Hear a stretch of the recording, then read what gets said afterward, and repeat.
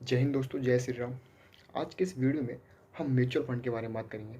और बता दूं उससे पहले, म्यूचुअल फंड से पहले, तो आज इस चैनल पे आज से अभी से इस चैनल पे mutual fund, stock market, finance सबकी वीडियो आएगी। ठीक है, तो मैं प्लेलिस्ट बना दूंगा, प्लेलिस्ट तैयार कर दूंगा आपका। तो जाके देखते रहना, अपडेट लेते रहना सबके बारे में। ठीक है, तो आगे बढ़ते हैं अपनी वीडियो की तरफ। तो म्यूचुअल फंड क्या होता है मैं आज के वीडियो में बताऊंगा, और कौन सा म्यूचुअल फंड आपके लिए रिस्क फ्री रहेगा इन द फ्यूचर। फ्यूचर के लिए कौन सा म्यूचुअल फंड आपके लिए सबसे ज़्यादा रिस्क फ्री रहेगा, जिससे कि लॉस कम से कम हो। अब आप बात करोगे कि म्यूचुअल फंड में कहाँ से लॉस होता है यार, म्यूचुअल फंड में थोड़ा लॉस होता है। लेकिन अगर मैं बोलूँ कि mutual fund risk free investment नहीं है, म्यूचुअल फंड में भी रिस्क है, तो विश्वास करोगे आप बात का, करना पड़ेगा। अगर मैं बात करूं जैसे कि सबसे पहले कि म्यूचुअल फंड क्या होता है, म्यूचुअल फंड समझते हैं। उससे भी पहले इन्वेस्टमेंट का समझते हैं कि आप कैसे इन्वेस्ट करते हो अपनी कंपनी में। मान के चलो आपको किसी कंपनी में पैसा इन्वेस्ट करना है। ठीक है, आप एक कंपनी उठाते हैं, टाटा उठाते हैं। ठीक है, आपको टाटा कंपनी में पैसा इन्वेस्ट करना है, तो आप क्या करते हो, अपने एक्सचेंज पे जाते हो। ठीक है, और उस कंपनी के शेयर को बाय करते हो। लेकिन बाय करने से पहले आप क्या करते हो, आप उस कंपनी का फंडामेंटल एनालिसिस करते हो कि उस कंपनी के पास्ट का रेवेन्यू क्या था, उस कंपनी का प्रॉफिट लॉस क्या था, उस कंपनी का कैश फ्लो क्या था, उस कंपनी का मैनेजिंग क्या है, और सीईओ कौन है अभी इस टाइम पे, कैसा चल रहा है कंपनी, फ्यूचर में क्या ग्रोथ करेगी कंपनी। आप ये सब चीज़ देखते हो, सारी फंडामेंटल एनालिसिस करते हो, जब जाके उस कंपनी में पैसा इन्वेस्ट करते हो। हालांकि टाटा बड़ी कंपनी है, बहुत बड़ी कंपनी है, मैंने एग्जांपल लिया एक तरीके से। ठीक है, तो ये तो हो गया आपका इन्वेस्टमेंट का कि आपने डायरेक्ट कंपनी में पैसा इन्वेस्ट किया। लेकिन दूसरा बंदा क्या करता है, आप तो फंडामेंटल एनालिसिस कर लेते हो, लेकिन दूसरे बंदे के पास ये सब टाइम नहीं रहता। कोई जॉब वाला बंदा हो, मान के चलो बहुत सुबह से शाम तक की उसकी जॉब रहती हो, और उसको भी इन्वेस्टमेंट में इंटरेस्ट हो, लेकिन उसके पास इतना टाइम नहीं है कि वो फंडामेंटल एनालिसिस करेगा, उसका ये टेक्निकल एनालिसिस करेगा, ये टोटल रिवेन्यू देखिए कंपनी का 5 साल में कितना कमाया, प्रॉफिट लॉस, जो भी मैनेजिंग डायरेक्टर कौन है, सीईओ कौन है, क्या कर रहा है कंपनी, फ्यूचर क्या है, बहुत टाइम लगता है। उसके पास टाइम नहीं है, तो वो क्या करता है, म्यूचुअल फंड को अडॉप्ट करता है। मेरे कहने का मतलब है कि इतना टाइम नहीं है उसके पास इन्वेस्ट करने का, तो क्या करता है कि म्यूचुअल फंड को, अपना जो पैसा होता है म्यूचुअल फंड में इन्वेस्ट करता है, ताकि उसको ये सब करने की ज़रूरत नहीं पड़ती है। तो म्यूचुअल फंड में क्या होता है कि आप अपने पैसे को किसी कंपनी को देते हो, म्यूचुअल फंड वाली कंपनी को देते हो, और म्यूचुअल फंड आपके उस पैसे को मैनेज करता है, आपके उस पैसे को कंपनी में इन्वेस्ट करता है। तो आप इस टाइम पे आप डायरेक्टली कंपनी में इन्वेस्ट नहीं करते, आपका जो पैसा होता है इनडायरेक्टली कंपनी में इन्वेस्ट होता है। आपने म्यूचुअल फंड को पैसा दिया, और म्यूचुअल फंड ने क्या किया, आपके उस पैसे को कंपनी में इन्वेस्ट किया। ठीक है, तो ये चीज़ होती है आपकी म्यूचुअल फंड, जिसमें आपका कोई फंडामेंटल एनालिसिस नहीं लगती, कोई दिक्कत नहीं लगती आपको कि मेरे को बैठ के लैपटॉप पे या इसका उसका एनालिसिस करना है कि क्या हुआ, न्यूज़ क्या है, ये सब कुछ नहीं करने की जरूरत है। अब कौन करेगा, अब म्यूचुअल फंड करेगा। आपने उसका पैसा, अपना पैसा उसको दे दिया, अब आपके पैसे को वो सही जगह लगाएगा, गलत जगह नहीं लगाएगा, सही जगह लगाएगा। ठीक है, अब बात करें कि अब मैंने कहा था कि रिस्क फ्री इन्वेस्टमेंट, तो आपको तो सुन के बहुत बढ़िया लग रहा होगा कि यार म्यूचुअल फंड तो बढ़िया है, अब इसमें रिस्क फ्री इन्वेस्टमेंट क्या है। अब वही तो रिस्क फ्री इन्वेस्टमेंट ही है।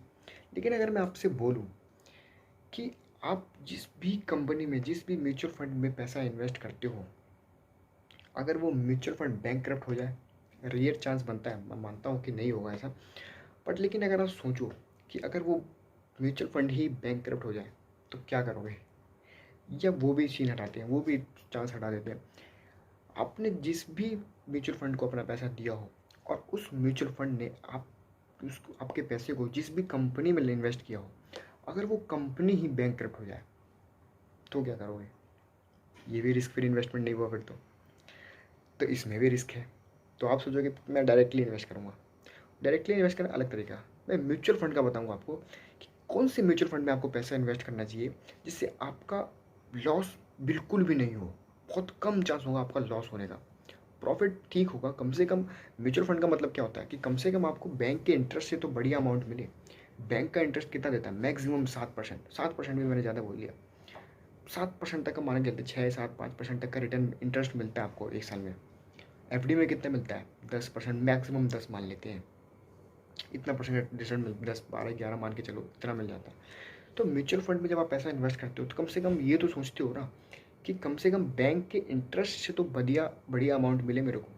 लेकिन अगर बैंक के इंटरेस्ट से भी कम अमाउंट मिलेगा आपको म्यूचुअल फंड में, तो क्या ही फ़ायदा बनता है। एक तो आपने रिस्क लेके म्यूचुअल फंड में पैसा इन्वेस्ट किया और आपको इन्वेस्टमेंट का रिटर्न कितना मिला, 4% रिटर्न मिल रहा है आपको, तो क्या बात बनती है। तो कोई बात बनती नहीं है। तो म्यूचुअल फंड इसीलिए होता है, कम से कम आपको बैंक के इंटरेस्ट एफडी से तो बढ़िया अमाउंट रिटर्न देता है। इसीलिए थोड़ा रिस्क होता है उसमें, म्यूचुअल फंड में। अब रिस्क क्या हो गया, मैंने आपको बता ही दिया, कहीं म्यूचुअल फंड या बैंकरप्ट हो जाए, या म्यूचुअल फंड ने जिस भी कंपनी में अपना पैसा इन्वेस्ट कर रखा हो, आपका पैसा इन्वेस्ट कर रखा हो, या वो ही कंपनी बैंकरप्ट हो जाए, तो क्या करोगे आप। इस जगह काम आता है इंडेक्स, इंडेक्स फंड। अब इंडेक्स फंड क्या होता है, इंडेक्स का आपने नाम सुना होगा, बॉम्बे स्टॉक एक्सचेंज का नाम सुना होगा आपने, बॉम्बे स्टॉक।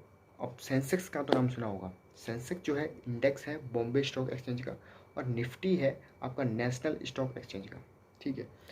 अब ICICI एग्जाम्पल लेते हैं, आप अपना पैसा म्यूचुअल फंड में लगाते हैं, ठीक है, ICICI म्यूचुअल फंड में आपने पैसा इन्वेस्ट किया, ठीक है, और ICICI वो कंपनी ने क्या किया, स्मॉल कैप जो कंपनी है उसमें पैसा इन्वेस्ट किया, ठीक है, और इन द फ्यूचर में क्या हुआ, कुछ रीज़न की वजह से या कुछ ऐसा हुआ कि वो कंपनी बैंकरप्ट हो गई। म्यूचुअल फंड नहीं, म्यूचुअल फंड तो ICICI बहुत रेप्यूटेड कंपनी है, वो नहीं हो सकता, लेकिन हो भी सकता है कि फ्यूचर में कुछ, क्या पता किसको है। तो अगर मान के चलो म्यूचुअल फंड ही बैंकरप्ट हो जाए, या जिस भी कंपनी में पैसा इन्वेस्ट किया हो, म्यूचुअल ICICI बैंक ने जिस भी कंपनी में आपके पैसों को इन्वेस्ट किया हो, किसी रीज़न की वजह से कुछ ऐसा हो जाओ, लोन ना चुका पाई हो वो कंपनी, या कुछ बहुत लॉस हो गया उस कंपनी का, तो वो कंपनी मान के चलो बैंकरप्ट हो गई, तो फिर क्या करोगे। नहीं करो, कुछ नहीं हो, आपका लॉस हो गया, आप तो क्या करोगे फिर आप। इसीलिए आप उस म्यूचुअल फंड में इन्वेस्ट करो जो म्यूचुअल फंड आपके पैसे को इंडेक्स फंड में लगाती हो। इंडेक्स फंड का मतलब है सेंसेक्स में लगाती हो, निफ्टी में लगाती हो। सबसे बड़े एग्जांपल लेके बताते हैं, मान के चलो सेंसेक्स में, सबसे पहला सेंसेक्स क्या होता है, सेंसेक्स में टॉप 30 कंपनी होती है, हर सेक्टर की, फार्मा सेक्टर की, ऑटो सेक्टर की, बैंकिंग सेक्टर की, रियल एस्टेट सेक्टर की, इन सब सेक्टर की जो टॉप की कंपनी होती है ना, उसको उठा के सेंसेक्स में रखा जाता है। ठीक है, टॉप 30 कंपनी होती है हर अलग अलग सेक्टर की। ठीक है, तो 30 कंपनी को सेंसेक्स में रखा जाता है। अब मान के चलो सेंसेक्स आपका 100 रुपये पे है, और आपका जो म्यूचुअल फंड है सेंसेक्स में इन्वेस्ट कर रखा है 100 रुपये पे। 1 महीना, 2 महीना, 1 साल बाद, 2 साल बाद 100 रुपये से 200 रुपये हो गया सेंसेक्स। ठीक है, 100 रुपये 200 रुपये तो हुआ, लेकिन उसके अगले ही साल 30 कंपनी में से 5 कंपनी बैंकरप्ट हो गई। फिर उसमें रिस्क नहीं, कोई दिक्कत नहीं होगा, सेंसेक्स में कोई असर नहीं पड़ेगा, क्योंकि आपके म्यूचुअल फंड ने सेंसेक्स में पैसा इन्वेस्ट कर रखा है। जैसे ही इंडेक्स फंड में से कोई सी भी 30 कंपनी में से एक भी कंपनी अगर बैंकरप्ट होती है, तो उसको इंडेक्स से हटा दिया जाता है, रिप्लेस कर दिया जाता है, और उसकी जगह दूसरी बड़ी कंपनी को रखा जाता है, ताकि जो सेंसेक्स का जो प्राइस है वो बैलेंस रहे, सेंसेक्स पे कोई असर ना पड़े। ठीक है, जैसे जैसे मान के चलो, अगर 30 की 30 कंपनी ही अगर आपकी बैंकरप्ट हो गई, 200 रुपये, अगर 100 रुपये में इन्वेस्ट किया, 2 साल बाद सेंसेक्स 200 रुपये पहुँच गया, और 200 रुपये पहुँचने के बाद 30 की 30 कंपनी आपकी पूरी बैंकरप्ट हो जाती है। ऐसा होगा नहीं, रेट चांस मैं आपको बता रहा हूँ आपको, 30 की 30 कंपनी आपकी बैंकरप्ट हो जाती है, तो क्या होगा, कुछ नहीं होगा। 30 कंपनी को तुरंत हटा दिया जाएगा, और 30 कंपनी के रिप्लेस करके दूसरी 30 कंपनी को रखा जाएगा। वो जो जैसे कि बैंकिंग सेक्टर में जो सबसे बड़ी HDFC कंपनी है सेंसेक्स में, अगर HDFC बैंकरप्ट होती है, तो HDFC को हटा के दूसरी बड़ी बैंक कंपनी को रखा जाएगा। बैंकिंग सेक्टर की जो दूसरी सबसे बड़ी कंपनी होगी उसको सेंसेक्स में रखा जाएगा। तो ठीक है, 30 की 30 कंपनी ही बैंकरप्ट हो जाए, कोई डरने वाली बात नहीं है, उस कंपनी को रिप्लेस कर दिया जाएगा, और जो दूसरी सबसे बड़ी कंपनी होगी, 30 सबसे बड़ी कंपनी होगी, उसको रिप्लेस करके वो उस सेंसेक्स में आएगा। ठीक है, तो सेंसेक्स धीरे धीरे बढ़ता रहता है। सेंसेक्स कभी किसी भी कंट्री का सेंसेक्स जो होता है, मतलब इंडेक्स जो होता है, वो कभी भी लॉस में नहीं रहता। ठीक है, हालांकि शॉर्ट टर्म के लिए लॉस में रह सकता है, वो अलग बात है। अभी 60,000 पे सेंसेक्स पहुंच हुआ था, अभी देखो कितने पे सेंसेक्स, तो लॉस में चल रहा है अभी। लेकिन अगर लॉन्ग टर्म की बात करें तो सेंसेक्स या जो इंडेक्स होता है वो हमेशा प्रॉफिट ही देता है। ठीक है, तो कभी भी लॉस नहीं होता। यही सीन होता है कि अगर कि सेंसेक्स में से कोई भी कंपनी अगर बैंकरप्ट होती है, या लॉस में जाती है, या कंपनी भाग जाती है पैसा लेके आपका, तो उस कंपनी को हटा दिया जाता है। उस कंपनी को हटा के उसकी जगह दूसरी सबसे बड़ी कंपनी को रखा जाता है, ताकि बैलेंस रहे, सेंसेक्स जो है आपका जो इंडेक्स है वो बैलेंस रहे। ठीक है, तो आप उसमें पैसा इन्वेस्ट करो, सेंसेक्स में, इंडेक्स जो म्यूचुअल फंड, उस म्यूचुअल फंड में पैसा इन्वेस्ट करो जो कि आपके पैसे को इंडेक्स फंड में लगाती हो। ठीक है, तो इससे क्या होगा कि आपको फ्यूचर में बढ़िया रिटर्न भी मिलेंगे आपको, और जिससे कि लॉस भी कम होता है। ये तो हो गया आपका इंडेक्स का।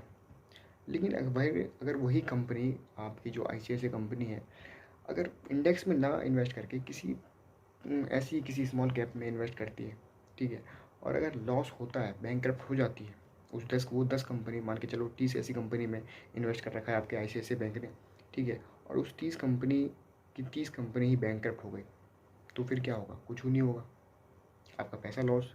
क्योंकि इंडेक्स में नहीं है ना, बैलेंस नहीं कर सकती वो, तो जिस कंपनी में इन्वेस्ट, डायरेक्टली कंपनी में इन्वेस्ट कर रखा था, ठीक है। उस इंडेक्स में क्या था कि ICICI ने सेंसेक्स में इन्वेस्ट किया था, ना कि कंपनी में इन्वेस्ट किया था। तो सेंसेक्स जैसे जैसे बढ़ेगा, वो अभी आपका भी पैसा बढ़ेगा, ठीक है। अगर सेंसेक्स में कोई कंपनी लॉस होती है तो उसको हटा के दूसरी कंपनी को रख दिया जाता है। लेकिन डायरेक्टली अगर ICICI कंपनी ने किसी कंपनी में पैसा इन्वेस्ट कर रखा हो, किसी 30 कंपनी में पैसा इन्वेस्ट कर रखा हो, तो अगर वो बैंकरप्ट होती है तो लॉस किसका होता है? आपका होता है। तो आप उस कंपनी में पैसा इन्वेस्ट करो, उस म्यूचुअल फंड में पैसा इन्वेस्ट करो जो कि इंडेक्स फंड में पैसा इन्वेस्ट करती हो। आप इंडेक्स फंड का बहुत सारा नाम सुना होगा आपने, HDFC Sensex index direct plan growth, ICICI in Sensex index direct plan growth, और Nifty index direct plan growth. आप सर्च कर सकते हो कौन सा सबसे बड़ा इंडेक्स प्लान ग्रोथ हो आपके लिए, आप उस कंपनी में पैसा इन्वेस्ट कर सकते हो। इसमें लॉस बहुत ही नहीं, बिल्कुल ही ना ही माँ के मुताबिक आपका लॉस होगा ही नहीं, बिल्कुल भी लॉस। क्योंकि अगर कंपनी लॉस होती भी है, अगर 30 की 30 कंपनी बैंकरप्ट हो गई तो क्या दिक्कत है? होने दो। सेंसेक्स तो 200 रुपये पे है, अब तो मतलब अभी तो 4,500 जितने भी चल रहा है अभी सेंसेक्स का।